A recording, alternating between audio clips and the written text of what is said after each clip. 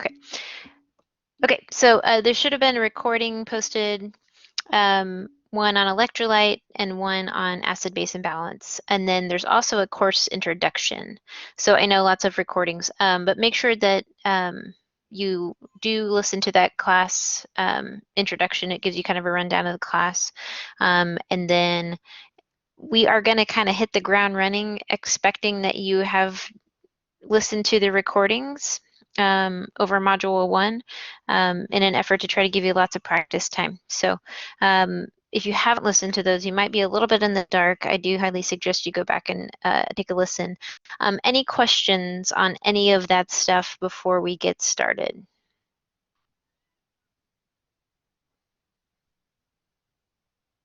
You can also just ask questions as we go. It works. I do lots of interaction, and I will just like sit here awkwardly until you guys answer. I do suggest you use the chat function. It allows everybody an opportunity to think a thought, and it keeps us from talking over each other. If you do have a question as we go along, though, feel free to unmute yourself and ask away. You're not bothering me. Cool. So if you guys are ready, we'll get started. I put this back on one of the practice slides that we did from the recording just as a way to review. We are going to heavily rely on that Rome mnemonic. So whenever you're talking about acid-base imbalance, one of the first things you want to decide is if you have something that's acidotic or alkalotic. So acidotic means low pH, alkalotic means high pH, and those normal pHs are there in that bottom left-hand corner. So normal pH is 7.35 to 7.45. Do you guys remember why it's important for the body to maintain the pH in that range?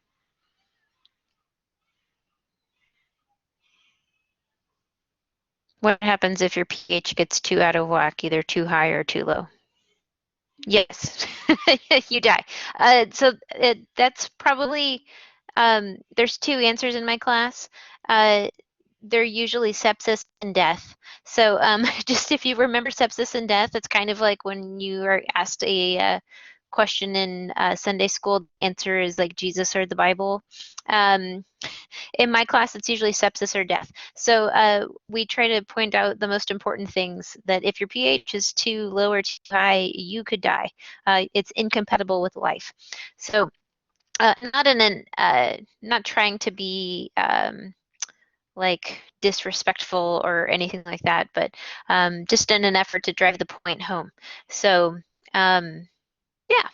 All right, welcome to nursing. We have weird sense of humor. Yeah, so pH is important. And then remember, whenever you're dealing with a respiratory problem, the thing that changes, the lab value that changes, is that CO2 level, right? So our normal is 35 to 45, and our pH and our CO2 level are going to always move opposite of each other, okay, if it's a respiratory problem. So if my pH is high, what's going to happen to my CO2 level? Right, it goes opposite, right? And so with a high pH, that means I have a alkalosis, and if my CO2 is going low, then it is a respiratory cause. Okay, so that's the RO of that Roman mnemonic. Now flip it around. If I have a pH that's low, what's going to happen to my CO2 level?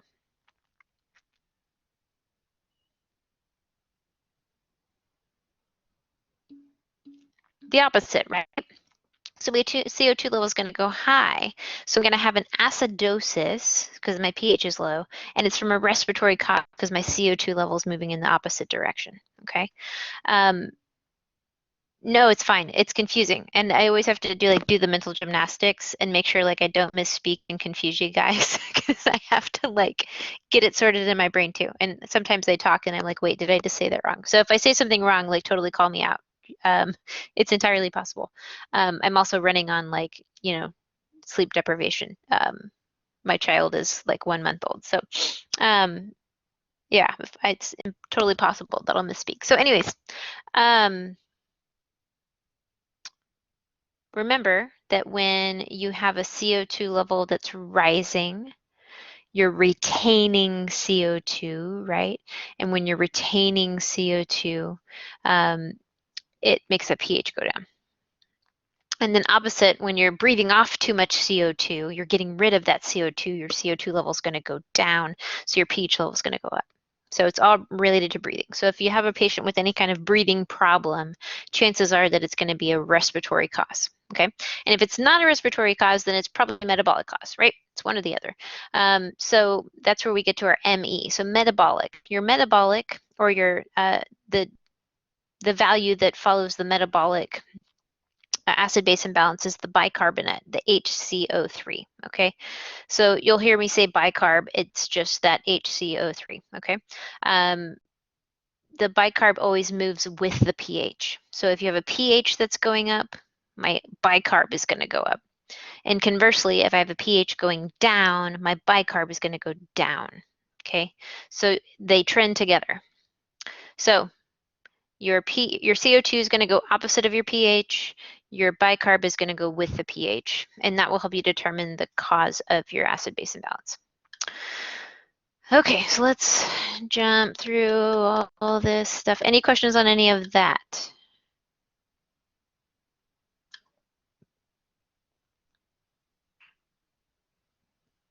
Cool. All right. So let's do this. So pH of 7.18, is that pH high, low, or normal? Low, right? So my normal pH is 7.35 to 7.45. If you haven't written that down somewhere, you need to, and you need to start memorizing it. So I have a low pH. Okay. So do I have an acidosis or an alkalosis? Acidosis, right? Because that is what a low pH means. Awesome. So now we're going to jump to the CO2. CO2 level. My normal CO2 is what?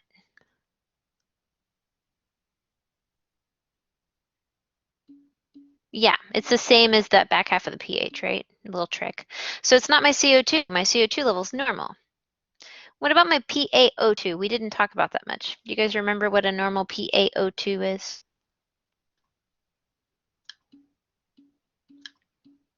Yeah, so we're a little bit low on that, right?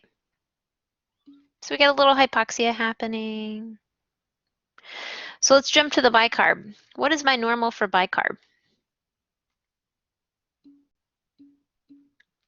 Again, if you haven't written that down somewhere, you need to write it down and memorize it. So I've got a pH that's going down, and I've got a bicarb that's going down. So I already know that I have an acidosis. So what is the cause of my acidosis? Is it a respiratory acidosis or a metabolic acidosis? Cool. Everybody following? Takes a little mental gymnastics to get used to. But once you practice a couple, you're like, oh, that's not so terrible. Okay, we're gonna have lots of practice. So here we go. Next one. So my pH, high, low, or normal?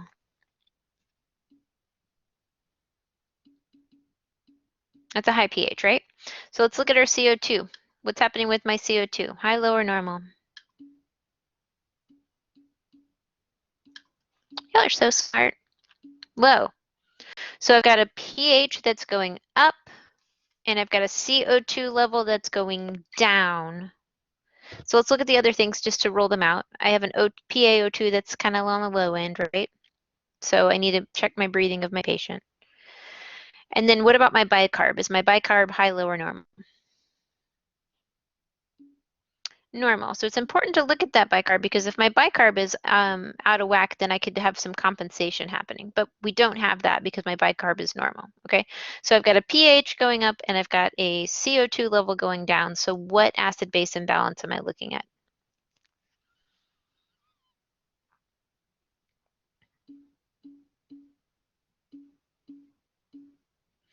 So it's my respiratory system that's messed up, right? Because my CO2 level is down.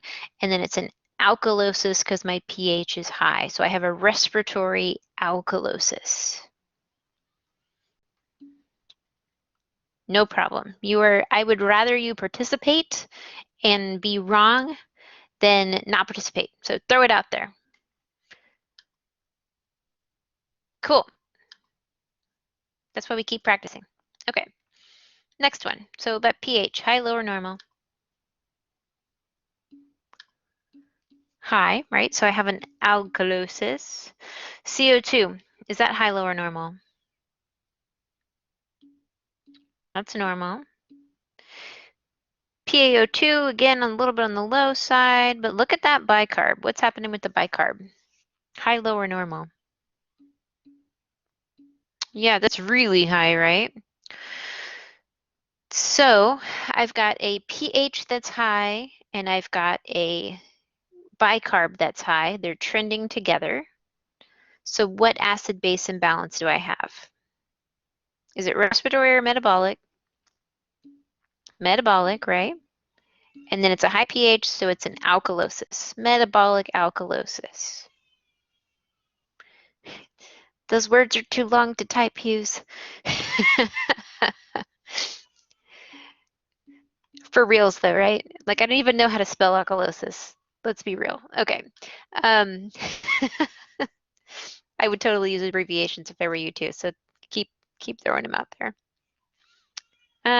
Okay, so let's look at this next one. Okay, so pay attention. Trying to trick you a little bit. So that pH, is it high, low, or normal? It's low. So we have an acidosis, right? Now what about the CO2 level? It's on the low side, right? But if you look, remember with our Rome mnemonic, the respiratory is opposite, right? So if you look at this, I've got a pH that's low and I've got a CO2 level that's low. So that should be a red flag, okay? Because if it was a respiratory acidosis, they would be opposite of each other, right? So let's keep going. My PaO2 level is again on the low end, but look at that bicarb. Is my bicarb high, low, or normal? Yeah. So I still follow the Rome mnemonic. Respiratory opposite, metabolic equal. So my pH is down and my bicarb is down. So then I have to stick with the fact that it is a metabolic acidosis. Does that make sense? Now, why is my CO2 level going down? So remember, what system would compensate? So remember your bicarb and all that is related to the renal system. So the CO2 level is related to which system? The respiratory system, right? So if my respiratory system wants to help out and it wants to raise the pH some, what is it going to do?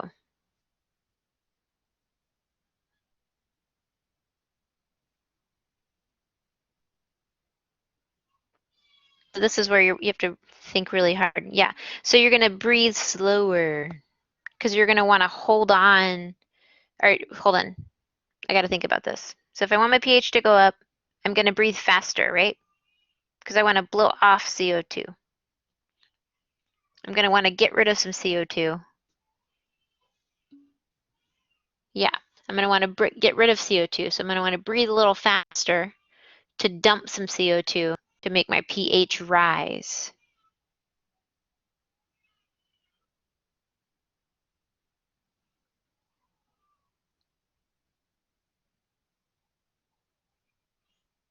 I'm thinking about that, right? Because if I hold on to CO2, then my pH level goes down. As my CO2 level goes up, my pH goes down. But I want my pH to go up, so I want my CO2 level to go down. So to get rid of CO2, I have to breathe it out. So I'm going to breathe faster, because if I breathe slower, I'm going to hold on to CO2. And then my pH is going to go down further. Yeah, this is that mental gymnastics that you have to practice. Yeah, I got confused too, obviously. So I'm going to want to get rid of some CO2. I'm going to want to dump some of that acid CO2 to help the pH rise. So that's what's happening with and it's partial compensation, okay? So the reason it's partial compensation, correct. We're assuming that they're breathing faster. They're dumping some CO2 in an effort to raise the pH. what was I going to say? Right. So it's partial compensation. Yeah, it's partial compensation because my pH still isn't normal. If it was complete compensation, total compensation, then I would have a normal pH. But my pH isn't normal, so then it is a partially compensated metabolic acidosis. And it's partially compensated because my CO2 level is out of whack. If my CO2 level was normal, there would be no compensation. Y'all following? That was a lot. It got a little muddy there for a second. Okay, sorry, I'm going back. So if their CO2 level was high, yes, Tori, that's right. So if they're breathing slower, they're going to hold on to that CO2 instead of exhaling it out. Yeah. Yeah, because it's like opposite, and then it gets really confusing. Acid-base imbalance. Hooray. All right, let me... Okay. Let's do this one. So what's my pH? High, low, or normal? So I have an acidosis, right? Now look at your CO2 level.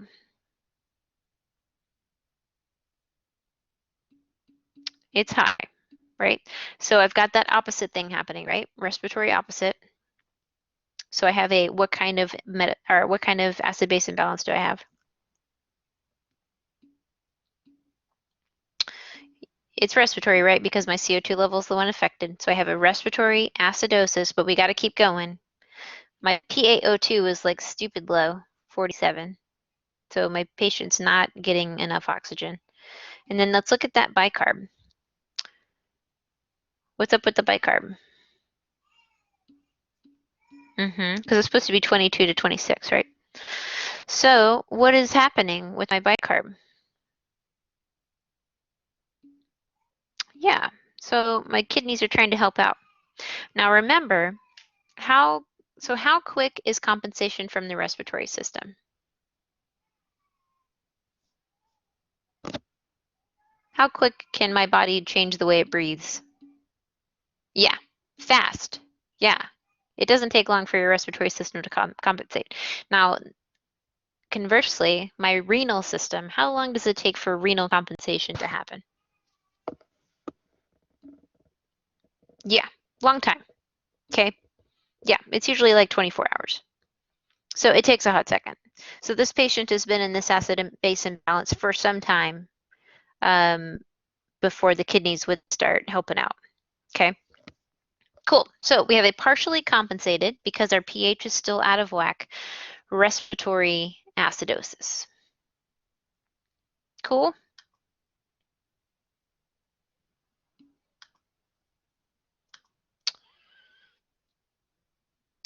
So are we considering them breathing slow? Hold on. Let's look back. Yes, they would be. That would be causing the acidosis, right? They're retaining the CO2. Or they're not ventilating adequately. For whatever reason, they're not exchanging the gas like they should. So it could be their breathing is messed up. It could be that they have this horrible infection that's like gumming up their lungs that keeps them from exchanging gas. It could be like asthma, where they're not getting good air exchange. So it doesn't necessarily have to do with the respiratory rate all the time, although it can. But it's that gas exchange piece. Does that make sense, Janelle?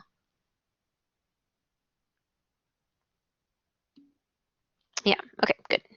And we're gonna get into that here as we did this one, didn't we? We just did that one, okay. Okay, so this is where we kind of get into the nitty gritty of what these patients look like. So this is the stuff that you really are gonna need to know for your test, okay? So there will be some stuff that's pretty straightforward, like what acid-base imbalance are we dealing with? Or that kind of more straightforward questions, but more so the questions are gonna be kind of like this. So you've got these lab values. What kind of patient diagnosis do they have? Okay, so I highly recommend that you guys know the purple ATI book, right? the Med-Surg book. You should have a physical copy. There's also one online. I highly recommend that if you have not utilized that purple ATI book, that you do crack it open for this class. It's really going to help translate some of the verbiage from Lewis, because Lewis likes to say lots of words, and ATI likes to do like bare minimum words, right? So just the highlights. And it actually does, no, the test is multiple choice. But the questions are going to get at this kind of stuff. It's not going to be like, tell me the normal lab values for pH, right? Like, it's expected that you know the normal lab values for pH. It's going to be like, these are your lab values. What's wrong with your patient? And you have to pick the diagnoses from a list of choices, that kind of stuff. Absolutely more critical thinking. So, but back to the ATI book. So the ATI book does a really great job of kind of breaking it down into the highlights, including what diagnoses fall under which acid-base imbalances. Okay, so do spend some time with that, trying to kind of think through your head why different diagnoses would fall under these different acid-base imbalances. Okay, because the more you can critically think through it, the more it sticks. And you're not just depending on your overtaxed, sleep-deprived, caffeinated brain to remember. You can actually kind of reason through and then remember that way. So it's just a way of learning more fully in a way that you can take to the bedside and actually apply. So that's what we're trying to get to, away from just rote memorization of facts and more into how can we take these things and bring them to the bedside and apply them to our patients, okay? Anyways, so we're going to do the same sort of breakdown that we've done with the practices, and then we'll kind of reason through what a patient might look like that has this problem, okay? So pH, high, low, or normal? Yeah, so we still have an acidosis, right? Now the CO2, what's happening with my CO2 level? Okay, so I've got my room, right? So what do I have? I have a respiratory opposite, right? So respiratory acidosis, right? PaO2 is still low, 59. And my bicarb is normal, right? So let's think about a patient who might have this type of acid-base imbalance. So we already know that they have a respiratory problem, right?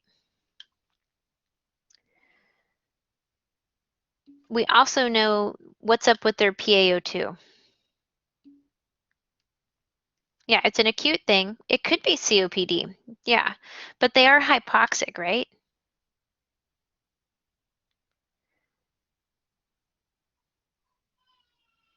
So yeah, we could have a patient with COPD. Who else? Who else might have some trouble with holding on to CO2? We kind of talked about it a little bit already.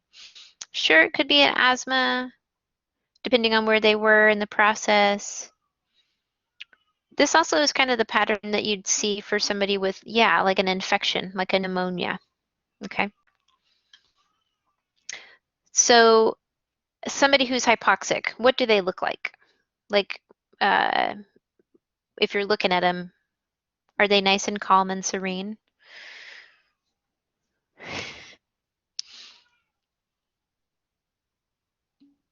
They could be confused, yeah. They could be working to breathe.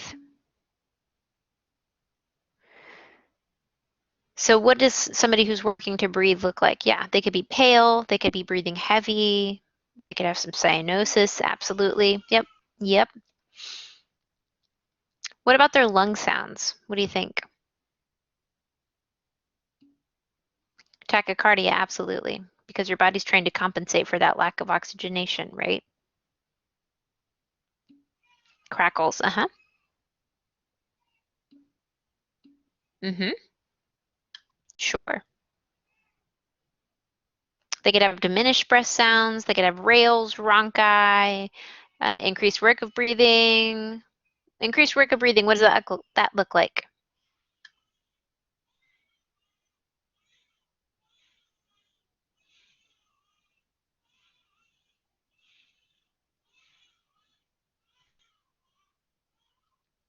Like accessory muscles, right? Yeah, yeah, yeah. So that's kind of the picture. That's okay. No worries. That's kind of the picture that we're looking at. So if we have a patient that looks like this, they could have heart arrhythmias too, in addition to their tachycardia, um, just from the hypoxia and its effect on the heart. So we're going to learn that the heart really hates not having oxygen. We'll talk about that, I think, in 2 weeks. And it starts misbehaving. So how do we treat somebody who's got this? What are we going to do for them?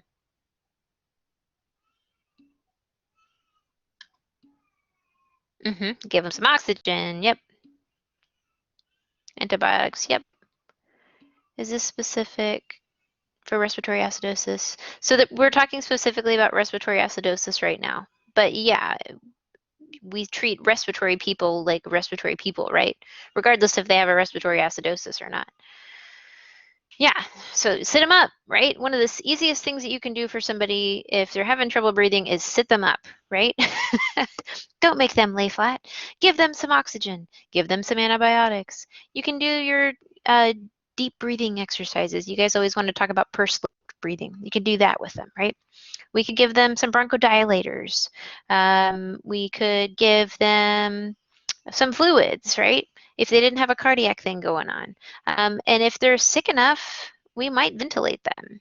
So it just kind of depends on how acutely ill they are. But if they're acidotic enough, they're probably going to buy themselves a ventilator. Anyways, yeah. So to piggy off Alyssa, if we know it is respiratory acidosis, we can assume it'll be one of the things we have mentioned. Yeah, something like that.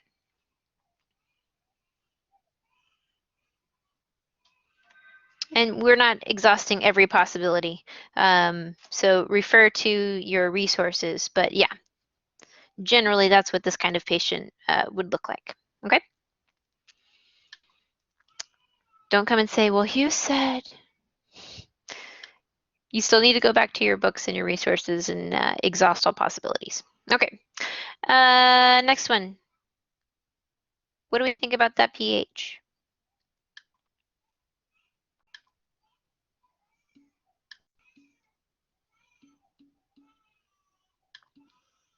Yeah, we got a normal pH. Now, so we have something that's compensated, right? Because if we look at our CO2 and our bicarb, are either one of those normal?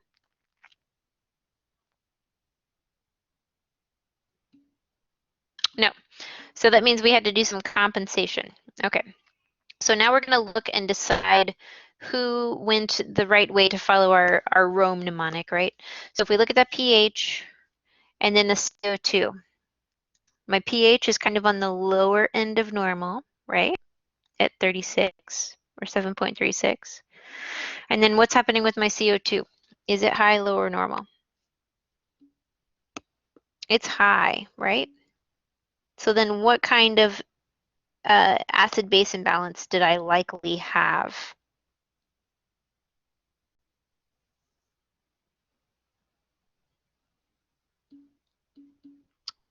Yeah, I probably had a respiratory acidosis because if we jump down to that bicarb, my bicarb is actually elevated, right? So then it is moving opposite of what my pH is. So it's not a metabolic cause. It has to be a respiratory cause because the CO2 is rising as the pH is going down, okay? If it was a metabolic cause, my bicarb would have to be lower, right? Okay, so I've got somebody who had a respiratory acidosis. They are compensated, but look at that PaO2 level. Is that a happy time?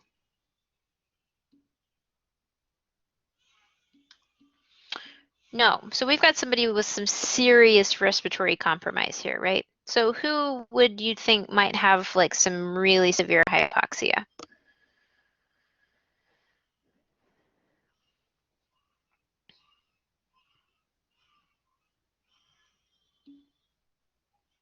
Sure, anaphylaxis, yeah.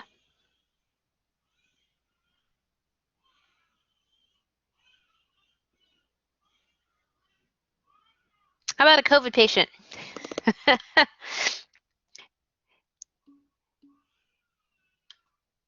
Yeah, so a respiratory failure patient, from whatever the cause, it could be asthma, could be COPD, could also be like a CNS depression. Yeah, CF could count. Um, if you have somebody who's got like a severe head injury and has lost like respiratory drive, it could be that. So respiratory failure would be probably what would drive this. So they could be dyspneic, they could have a decreased respiratory rate, they could have an increased shallow respirations. It kind of depends upon the cause. Um, they could be disoriented, they could be completely like in a coma, they could be tachycardic, they could have arrhythmias, they could have hypertension. So to treat somebody like this, we would want to treat that underlying cause. So whatever it was that caused the problem in the first place. Of course, they're hypoxic, so they need O2. If they do have some sort of infection, we would want to then secretions. They do need a ventilator at this point to help support that O2 level. Bronchodilators to help open airways up. Steroids for the same purpose, antibiotics. This person's pretty sick, so going to need some pretty aggressive treatment. I know it's kind of difficult to like get a picture in your head from just some lab values. So we're trying to paint some pictures for you to look at. Okay. So if you can get an idea of what these guys might look like in your head, it's really going to help the stuff stick. Okay, good. All right. Next one. We've got a pH of 7.5, CO2 of 28.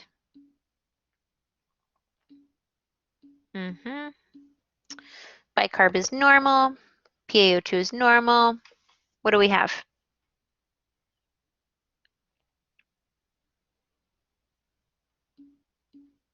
Yeah, respiratory alkalosis. Now, who gets respiratory alkalosis?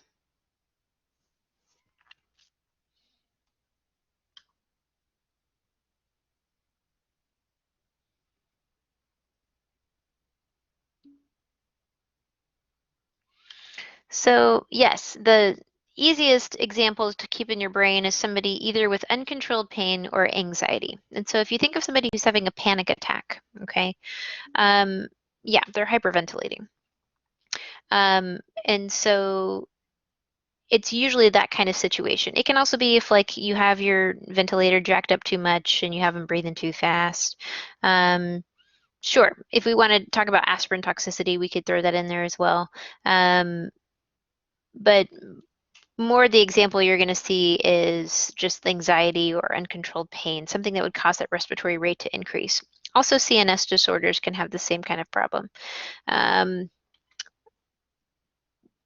will tell you that when I was in labor with my second child, I started hyperventilating and had the numbness and tingling around in my fingers and around my mouth. And what do you think they gave me to do to fix it?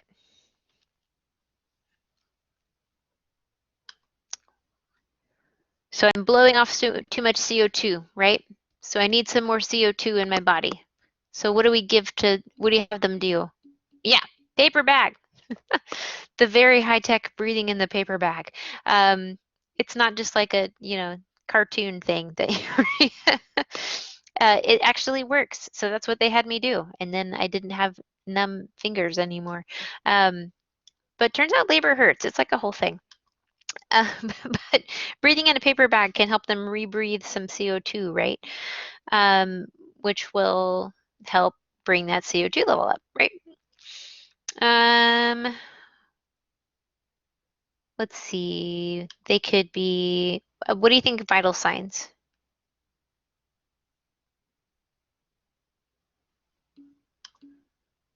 Yeah, so tachycardia, maybe some high blood pressure.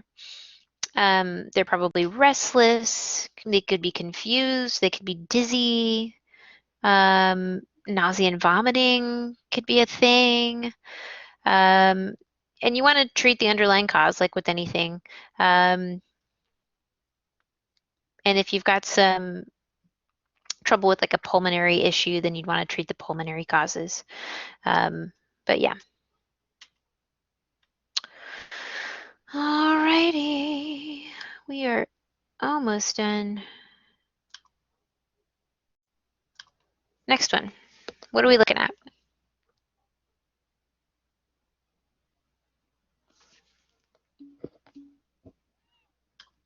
You guys are getting good now. Yep, low pH.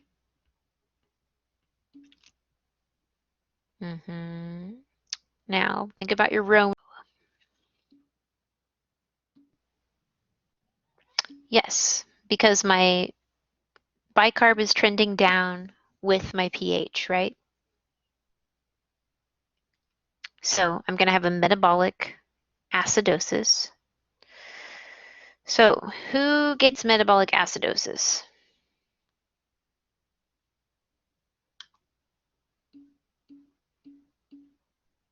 Oh, sorry, we haven't finished the labs. So is my CO2 level normal?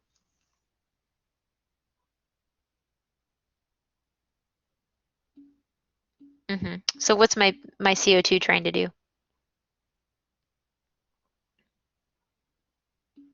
Yeah.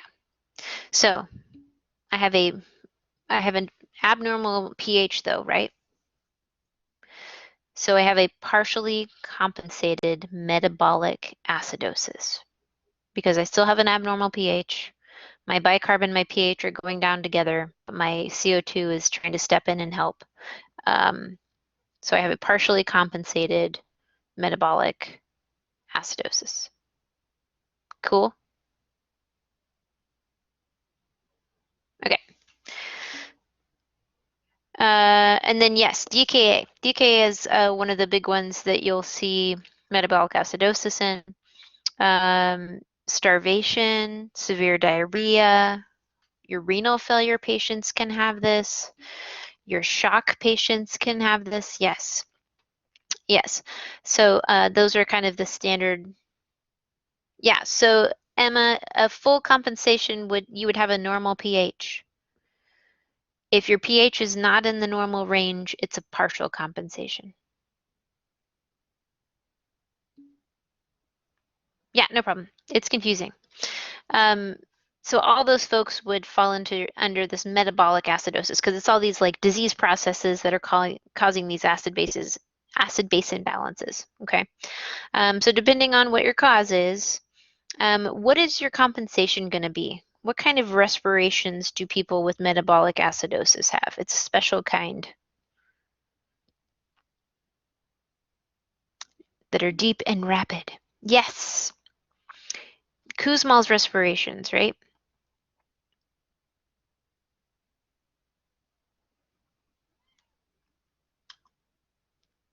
Um, Depending on how sick somebody is, they could have confusion, drowsiness, all the way to coma.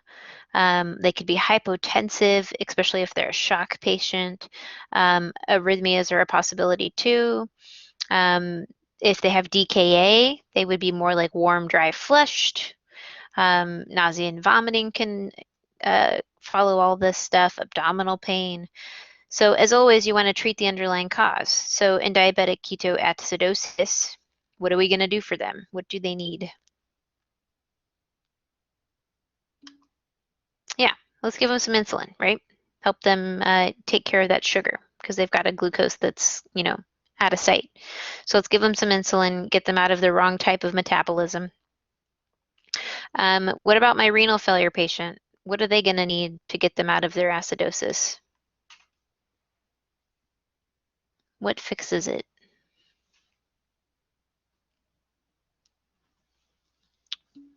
Yep, dialysis. Yep, that's it. It's not any harder than that. We need to get rid of some of that potassium, right? Because remember, potassium is going to make them, as follows your acidosis as well. Yeah. All right, we got two more. All right, what are we looking at?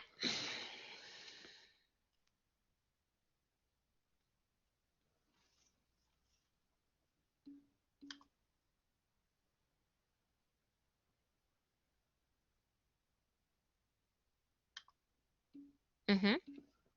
Mm-hmm. Because I've got a change in my CO2 level, right? Because my bicarb is trending up, my pH is trending up. and my CO2 level is also going up. Yep. So partial compensation of a metabolic alkalosis. So who gets metabolic alkalosis? So think of people who are either dumping too much acid or they're raising their bicarb for some reason. Yeah, yeah, vomiting is a popular one. Also, if they've got, yeah, if they take too many antacids, that would be adding too much base to the mix, right? So it's the opposite issue. Uh, Nasogastric suctioning, so you're suctioning stuff out of the stomach. You're taking all their acid away. Diuretics can cause this. Potassium deficit. Because remember, if your potassium's low, your pH is going to be high. So somebody who has this problem, they could be nervous, confused, they could be tachycardic, dysrhythmias, nausea, vomiting, hypertonic muscles, tingling of fingers and toes. So depending again on what the cause is, if your patient's, downing a bunch of baking soda, they need to stop downing a bunch of baking soda. If they're hypokalemic, we need to give them some potassium so they don't get dysrhythmias. Remember, your heart really hates not having potassium. It also really hates having too much potassium. It's very finicky on the potassium. If you have any diuretics that are contributing to this cause, then you're going to want to fix that, right? What is the drug that we give that affects the potassium level? And we always talk about it anytime we're talking about potassium.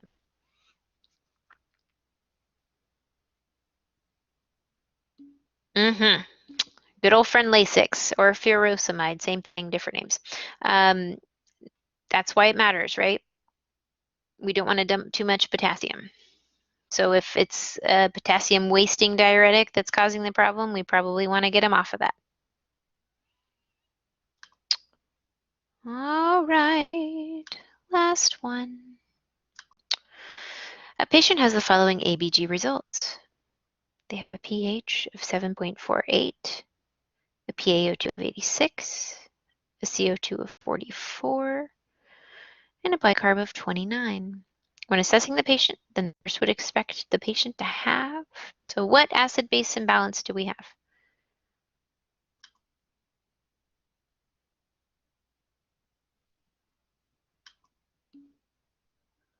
It's an alkalosis, yep. So my CO2 level is normal, right? My bicarb is the one that is trending up with my pH. So then I have a metabolic alkalosis. So if I have an alkalosis, who had warm flushed skin? Do you remember?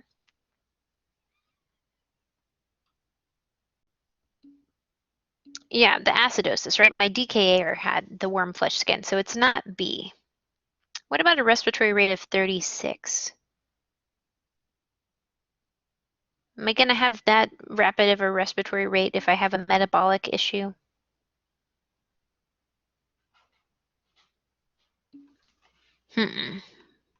Because that would be more of a respiratory cause, right? And we're not looking at a respiratory cause. And it would be a lower respiratory rate because my body would be trying to help, right? And then hypotension is more a respiratory acidosis problem too. So yeah, muscle cramping is actually what you would see for somebody who has a metabolic alkalosis.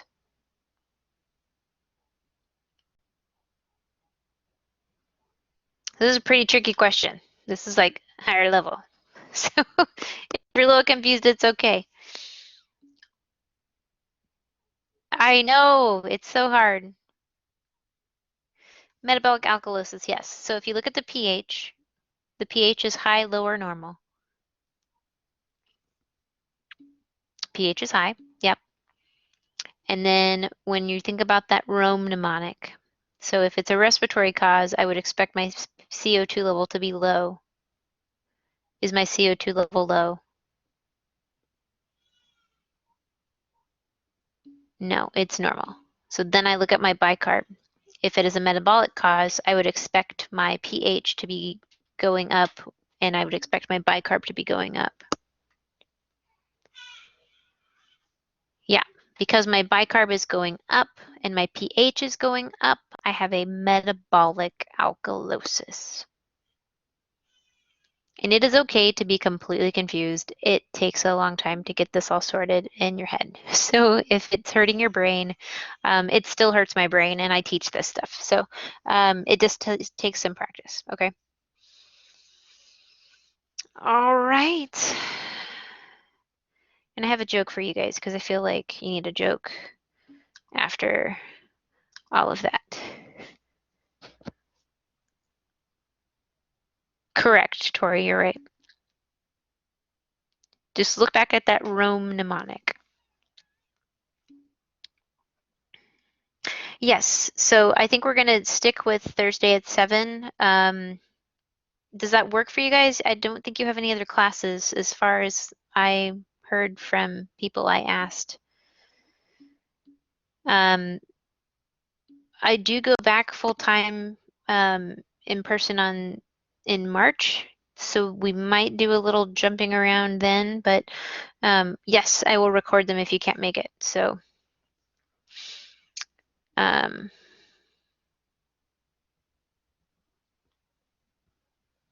yeah. Alrighty. Well, hopefully that was educationally valuable for you guys. Thank you for laughing at my joke. Quick question. So does metabolic acidosis vital signs look? It kind of, Janella, depends upon the cause. So what's wrong with your patient? And then you can kind of determine what kind of vital signs you would have. So that has to do with like respiratory rate and things like that. Um, is it ADA? Your tests, they'll either be on Wednesday or Thursday. They will not schedule your tests during your sim classes. So you might be kind of alternating depending on what's happening with your schedule. But they know your schedules and they're going to work around that. And when I have test times, I will let you know. But Wednesdays and Thursdays are test days for sure.